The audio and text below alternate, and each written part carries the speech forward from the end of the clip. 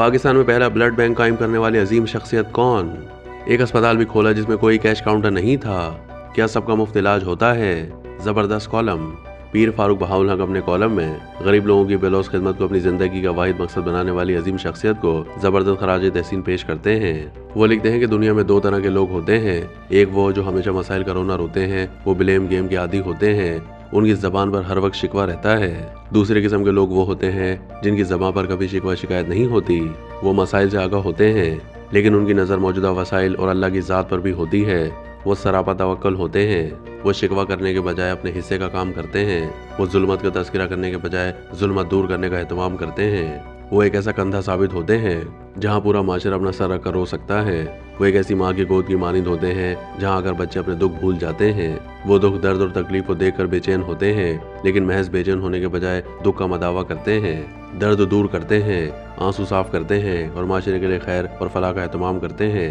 Doctor Abdul Bari انہی خوش بخت لوگوں میں سے ایک ہیں جن کی ساری زندگی خیر اور فلاح بانٹنے میں گزر رہی ہے۔ بقول کالم نگار، یہ تو ایک تسلیم شدہ حقیقت ہے کہ پاکستانی قوم صدقات و خیرات کرنے میں پوری دنیا کے لوگوں سے بڑھ کر ہے۔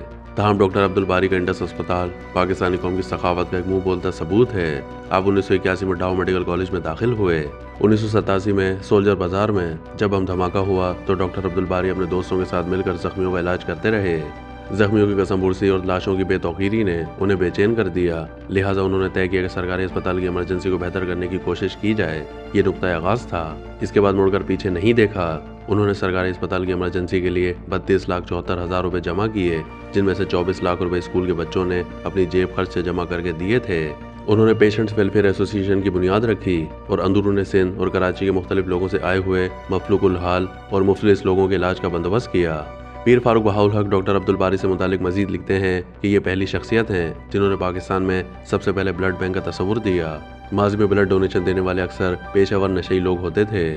پھر ایک مرتبہ ایسا ہوا کہ پیسوں کی کمی کی شکایت کی وجہ سے وہ ہڑتال پر چلے گئے۔ تب ڈاکٹر عبدالباری نے اپنے دوستوں کے ساتھ مل کر پاکستان کے پہلے بلڈ بینک کا آغاز کیا اور یہیں پر انہوں نے یہ عہد کیا کہ ایک دن ایسا آئے گا کہ اس شہر میں ہم ایک ایسا اسپتال بنائیں گے جہاں سب کا علاج مفت ہوگا۔ 2004 میں اس خواب کی تکمیل کی طرف سفر شروع ہوا۔ انہوں نے کورنگی کریک میں 20 ایکڑ کی جگہ پر پاکستان کے پہلے مفت اسپتال کی تعمیر شروع کی اور جولائی 2007 میں انڈس اسپتال کا آغاز ہو گیا۔ اسپتال میں 150 لوگوں کے ایڈمٹ ہونے کا انتظام تھا۔ پھر یوں ہوا کہ 150 بستر کا اسپتال 300 بستر کا ہو گیا اور اب اسے 1000 بیڈز تک لے جایا جا رہا ہے۔ یہ پاکستان کا نہ صرف سب سے بہترین سہولیات سے آراستہ اسپتال ہے بلکہ اس لحاظ سے بھی منفرد ہے کہ اس پورے اسپتال میں کوئی کیش کاؤنٹر موجود نہیں ہے۔ یہ پیپر لیس بھی ہے۔ مریض سے لے کر ڈاکٹر تک کسی کو پرچی کی ضرورت نہیں پڑتی۔ آپ کا پیشنٹ نمبر ہر جگہ آن لائن اسکرین پر دکھائی دیتا ہے۔ ڈاکٹر عبدالباری بتاتے ہیں کہ آج تک کوئی مریض پیسے نہ ہونے کی وجہ سے واپس نہیں گیا اور اب تو دماغی امراض کے علاوہ انسانی جسم کے تمام اعضاء کا علاج انڈس اسپتال میں ہو رہا ہے۔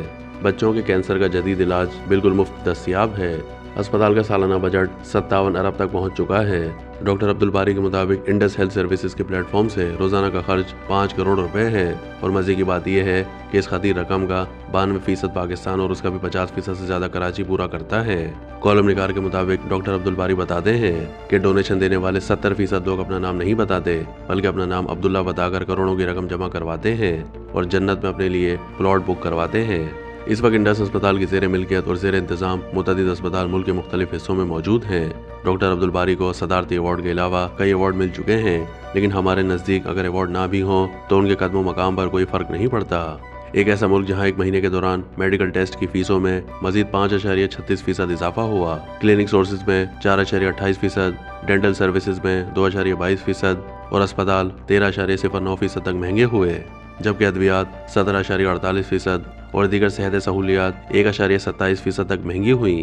وہاں بین الاقوامی معیار کے مطابق علاج کی سہولت مفت فراہم کرنا کسی معجزے سے کم نہیں ہے۔ کالم نگار نے اختتام میں قوم سے اپیل کی کہ رمضان المبارک کے مقدس مہینے میں انڈس اسپتال جیسے اداروں کو اپنے صدقات کے لیے یاد رکھیں تاکہ فلاح انسانیت کا کام جاری رہے۔